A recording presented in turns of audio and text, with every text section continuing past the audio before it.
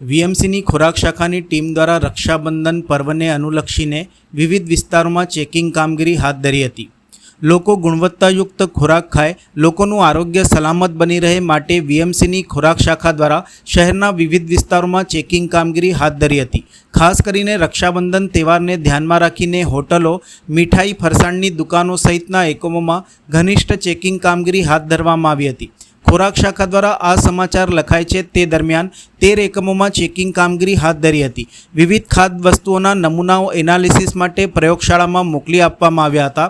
સાથે સ્વચ્છતા ન રાખનાર 3 એકમને પણ નોટિસ આપવામાં આવી હતી। આરોગ્ય અધિકારી ડૉક્ટર મુકેશ વેદે જણાવ્યું હતું કે રક્ષાબંધન તહેવારને ધ્યાનમાં લઈને શહેરના વિવિધ વિસ્તારોમાં ખોરાક શાખાની ટીમ દ્વારા ચેકિંગ અભિયાન ચલાવાઈ રહ્યું છે।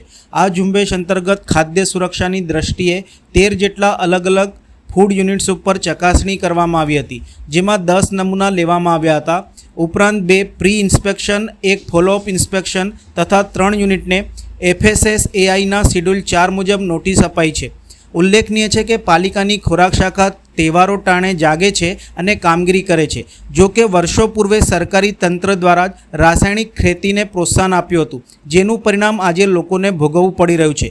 ખોરાક શાખા વિવિધ વિસ્તારોમાં ચેકિંગ કરી પોતાની ફરજ પૂરી કરી રહી છે, પણ લોકોનું સ્વાસ્થ્ય ત્યારે જ સલામત વધુ રહેશે જ્યારે રાસાયણિક ખેતી ઉપર પૂર્ણવિરામ આવી પ્રાકૃતિક ખેતી દ્વારા ઉત્પાદિત પેદાશોથી બજારોમાં ઉત્પાદન આવશે। બાકી હાલની કામગીરી ભેળસેળિયા તત્વો ઉપર અંકુશ ચોક્કસ લગાવશે, પણ લોકોનું સ્વાસ્થ્ય ખરેખર સુધારવું હોય તો અગાઉની જેમ સજીવ ખેતીને વધુ પ્રોત્સાહન મળે તે દિશામાં બુલેટ ટ્રેનની ઝડપે પગલાં લેવાય તે જરૂરી છે।